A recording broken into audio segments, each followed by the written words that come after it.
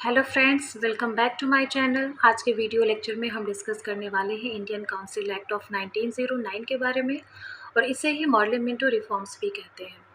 Last video में हमने discuss किया था इंडियन काउंसिल एक्ट ऑफ 1892। तो इस वीडियो में हम पार्लियामेंट्री रिफॉर्म्स के बारे में डिस्कशन करते हैं। तो देखते हैं इनके क्या क्या प्रोविजंस थे।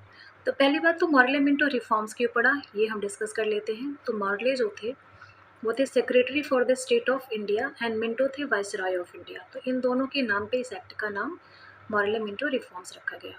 तो क्या क्या रिफॉर्म्स हुए इस एक्ट में, क्या क्या प्रोविजंस लाए गए, ये हम इन पॉइंट्स के थ्रू डिस्कस कर लेते हैं। तो first point is increase the size of central and provincial legislative council. तो इस एक्ट के through central and provincial legislative council के नंबर्स को इंक्रीज कर दिया गया।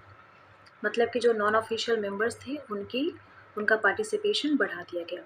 लेकिन फिर भी सेंट्रल लेजिस्लेटिव काउंसिल में ऑफिशियल मेजॉरिटी अभी भी मेंटेन्ड थी, जैसा कि हमने लास्ट एक्ट में पढ़ा था। लेकिन प्रोविंशियल लेजिस्लेटिव काउंसिल में नॉन ऑफिशियल मेंबर्स की मेजॉरिटी को बढ़ा दिया गया।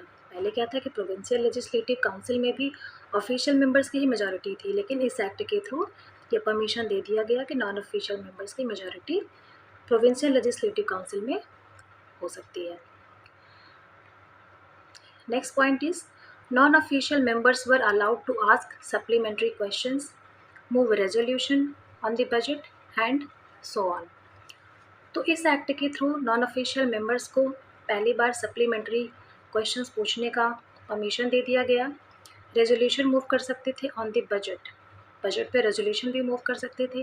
प्रीवियस एक्ट में जो 1892 वाला एक्ट था, हमने पढ़ा था कि बजट पे डिस्कशन तो कर सकते हैं लेकिन कोई सप्लीमेंट्री क्वेश्चन नहीं पूछ सकते। यहाँ पे क्या था कि सप्लीमेंट्री क्वेश्चन भी पूछ सकते हैं एंड रेजोल्यूशन भी मूव कर सकते हैं ऑन द बजट।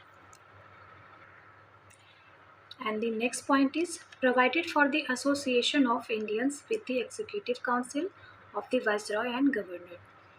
तो इस एक्ट के through executive council of the viceroy and governor में इंडिया का पार्टिसिपेशन अलाउ कर दिया गया। इससे पहले क्या था कि वाइसरॉय एंड गवर्नर्स की एग्जीक्यूटिव काउंसिल में इंडियंस का पार्टिसिपेशन नहीं था। अब इस एक्ट के थ्रू इंडियंस को भी अलाउ कर दिया गया है कि वो वाइसरॉय की एग्जीक्यूटिव काउंसिल का मेंबर बन सकते हैं। तो Satyendra Prasad Sinha became the first Indian to join the viceroy's executive council. तो सत्येंद्र प्रसाद मिश्रा को ऐसे फर्स्ट इंडियन थे जिन्होंने वाइसरॉय की एग्जीक्यूटिव काउंसिल को ज्वाइन किया था, और इन्होंने ज्वाइन किया था, he was appointed as the law member. इन्हें as a law member appoint किया गया था।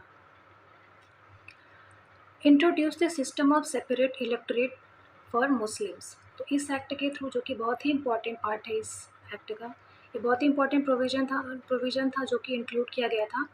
तो इस एक्ट के थ्रू मुस्लिम्स के लिए सेपरेट इलेक्टोरेट का भी इंट्रोड्यूस किया गया ये सिस्टम, जिसे कम्यूनल सिस्टम भी कहते हैं, कम्यूनल इलेक्टोरेट सिस्टम भी कहते हैं। इसमें क्या था कि मुस्लिम्स के लिए कि अगर मुस्लिम कोई कैंडिडेट इलेक्शन के लिए खड़ा होता है, पार्टिसिपेट करता है, तो उनके जो वोटर्स होंगे वो मुस्लिम्स ही होंगे। तो मुस्लिम्स को वोट देगा। तो ये सिस्टम इंट्रोड्यूस किया गया था इस एक्ट में।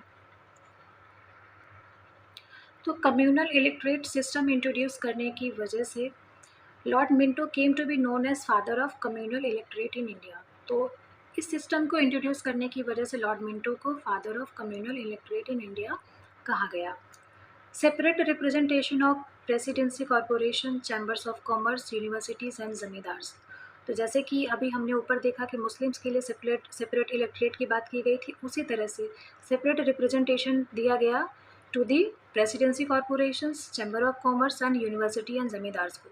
तो इनके लिए भी सेपरेट रिप्रेजेंटेशन की बात की गई इस एक्ट के थ्रू।